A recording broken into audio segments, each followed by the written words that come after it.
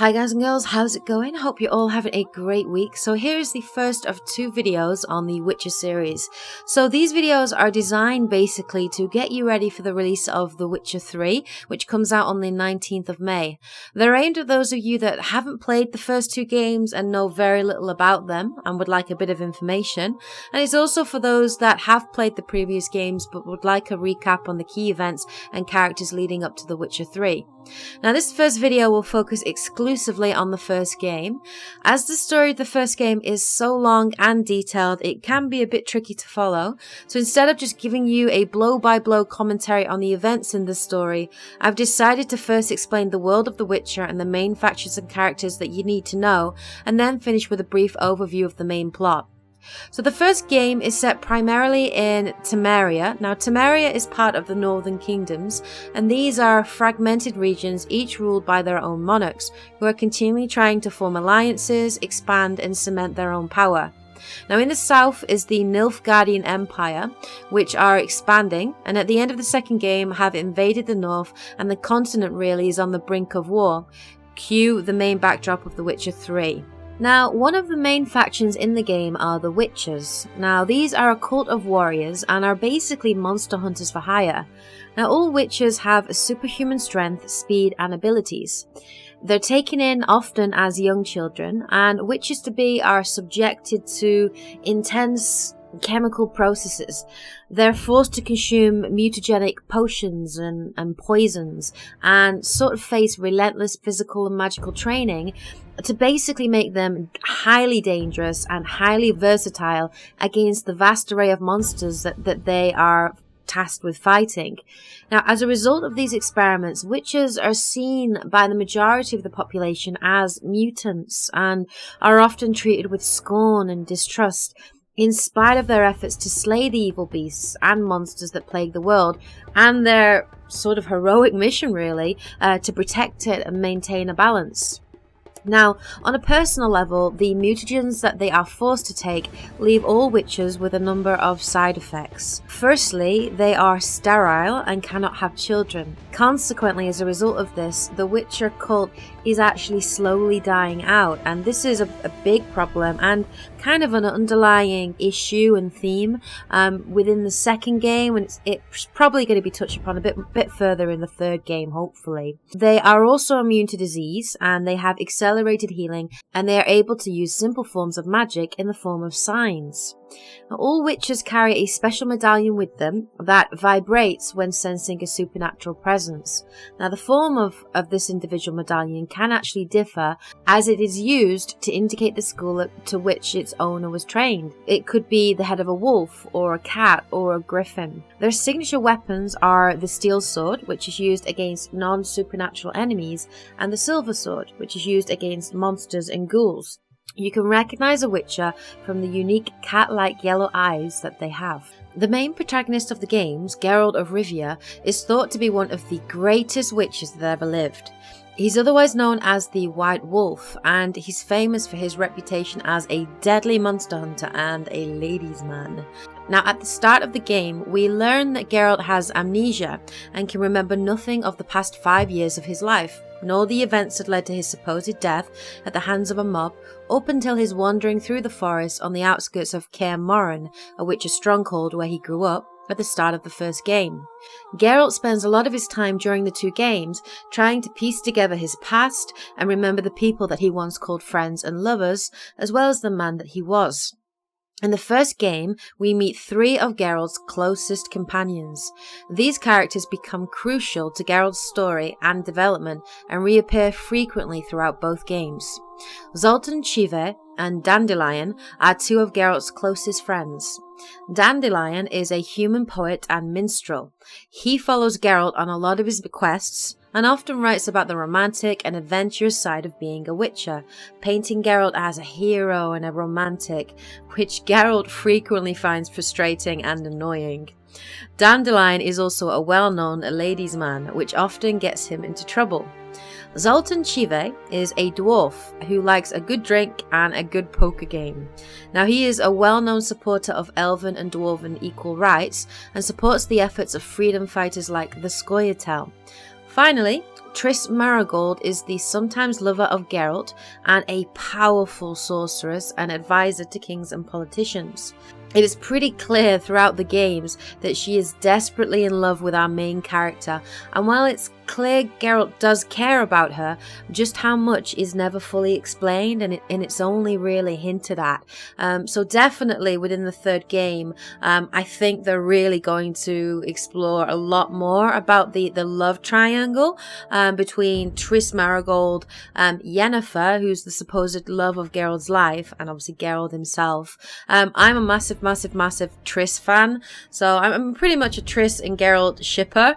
But we'll see. I mean, I am interested to see where they're going to go with it. But yeah, so that is basically Triss Merigold, as well as Geralt's other two main companions. In the first game, there are two main factions that you need to understand, as they are crucial to the story and will reappear in the second game: the Scoia'tael and the Order of the Flaming Rose. Now, the Scoia'tael are a group of elven and dwarven rebels fighting against the discrimination of non-humans.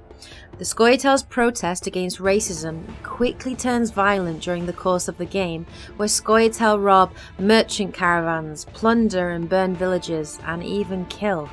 Instead of finding a peaceful solution, humans send troops to fight them, further escalating the tensions between humans and non-humans, a theme that carries over into the second and no doubt the third game. The Order of the Flaming Rose is a military order whose mission is to protect Temerian society. They're led by Grand Master Jacques de Aldersberg, and their aim is to protect the humans of Vizima against monsters and evil beings, at any cost. Ultimately, this comes to include all non-humans, and by the end of the game, the Order are in open conflict with the Scoia'tael in the streets of Vizima. Alright, so that's basically the main factions and characters in the world that you need to understand. Now let's go through a brief overview of the main story. So at the beginning of the game, Geralt is found unconscious by a group of witches and is taken to Kaer Morhen, where he is nursed back to health by Triss Merigold. This peace, however, does not last, and they are attacked by a group of bandits called Salamandra. Led by an assassin called the Professor and a powerful mage called Avad Javid, they successfully break into the lab, stealing the secrets of the witches' mutations, and escape through a portal before Geralt can stop them. The remaining witches decide to split up and travel to the four corners of the continent in search of Salamandra and the secrets that they stole. And Geralt decides to go to the capital of Temeria, Vizima, which is where he once cured a princess of a curse. Arriving on the outskirts of Vizima, Geralt finds the city under quarantine. Plague and death run rampant in the streets. With King Foltest away, the Order of the Flaming Rose have had free rein to pursue their ideals, persecuting and hanging any non-humans deemed either strange or a threat to Vizima. There is much civil unrest and tension on the streets. Consequently, no one is allowed access without a special pass. Geralt uses his skills as a witcher to gain favour with the villagers and their reverend by slaying a beast that haunts his streets at night. Unfortunately, Geralt is forced to kill the reverend and several townfolk when defending the life of a healer called Abigail, who is accused of witchcraft and accused wrongfully of summoning the beast, and is attacked. Geralt then tries to enter the city with a pass, which is now taken from the dead body of the Reverend, but is soon arrested and thrown in jail. Now within the city walls, Geralt begins by earning his freedom the Witcher way, by killing a cockatrice that has been roaming the sewers unchecked. No longer a prisoner, Geralt is now free to pursue Salamandra. Employing the services of a private investigator, he uncovers evidence that reveals an extensive system of hideouts and learns that Salamandra is a secret criminal guild that deals in fist tech, which is drugs, murder and extortion. As Geralt continues his investigation, he finds himself drawn into the conflict between the Scoia'tael and the Order of the Flaming Rose as tensions mount and the elves and dwarves begin protesting their harsh treatment, both publicly and sometimes violently. Following a lead given by the private investigator, Geralt begins to investigate two characters suspected of working with Salamandra. As the evidence compiles, the PI points to an alchemist by the name of Kalkstein as the primary suspect.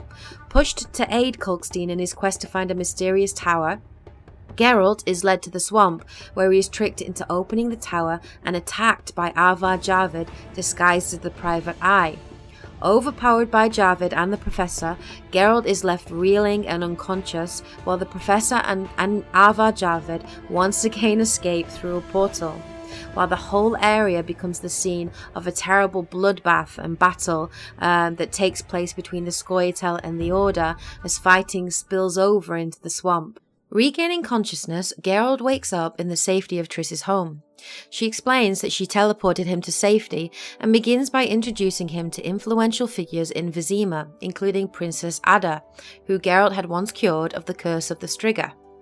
Hoping to gain more knowledge on the whereabouts of Salamandra, the Professor and Arvar Jarvid, Geralt begins courting the favour of merchants, spymasters and politicians. He discovers the locations of key Salamandra hideouts and systematically kills and dismantles their fisstech trade and production. In his quest to rid Vizima of the filth of Salamandra, ultimately Geralt finds and kills the Professor, though the secrets of the witches are still missing. As Geralt leaves the sewers, he is confronted by Princess Ada, who reveals her plans to usurp her father's throne and reveals that she's been working with Salamandra all along. Before she can kill Geralt, or kiss him as she attempts to do, Triss whisks Geralt away to safety. After regrouping, Geralt returns to Vizima intent on finding Arvar Jarvid and the mutagens, only to find the city burning. Geralt discovers that the leader of the Order of the Flaming Rose has used the potions and mutagens to create his own army of superhuman warriors and mutants. The conflict between the Scoia'tael and the Order has come to a head, with both sides killing each other in the streets below. Having chosen the neutral path, Geralt is left with the difficult task of fighting both sides as he makes his way through the streets of Vizima to his final conflict with Arvar Jarvid. After a long, grueling fight as Jarvid throws monsters and magic at Geralt, he finally kills the mage, but discovers Jacques de Aldersberg has the secrets. Ordered by King Foltest to confront Jacques, Geralt storms his base and is shown a vision by Jacques of the future, a white, barren wasteland devoid of life. Explaining his goals, Jacques reveals to Geralt that he intends to use the Witcher secrets to create an army of mutants that would allow humanity to evolve and survive the coming disaster. Believing these to be the ravings of a madman, Geralt decides to kill Jacques de Aldersberg, thus regaining the secret of the Witchers. At the end of the game, Geralt is rewarded by King Foltest with gold and proclaimed a hero. As he leaves, Geralt senses a dangerous presence and rushes to save the king by killing his would-be assassin. As the assassin falls to the ground dead, he reveals his face and the bright yellow cat-like eyes that identifies him as a Witcher. And this is the end of the first game, which leads straight into the plot of the second. Okay, so that is basically the plot of The Witcher 1 in a nutshell. Now I hope you guys found this video useful and you understand better the world of The Witcher and who Geralt of Rivia is, and also the main plot of the first game. Now the second video that I'm going to do, which is going to be uploaded a few days after this one, is going to be exclusively on The Witcher 2. Now that video is going to be much more detailed. It's going to be more of an in-depth look at the story of The Witcher 2, just because personally I find the story of The Witcher 2 much more interesting to follow and also easier to follow as well. So I will be going into more detail about that, simply as well because the story and the plot of The Witcher 2 definitely leads much more into what's going to occur in The Witcher 3 from what we know. So anyway, I hope you guys found this video useful. If you did find it useful, please obviously hit that like button to show your support. Now, if you've got any questions about the first Witcher game or anything about the world, please feel free to drop me any questions in the comment section below. I have just tried to cover all the main plots within this story just to give you a good idea of what's going on. But if you've got any further questions or if I didn't touch on something that you would like to know about, then please pop that in the comment section below and I will do my best to answer those questions. Alright guys and girls, well thanks so much for tuning in to watch this video. I hope you guys enjoyed it. Take care and as always, happy gaming!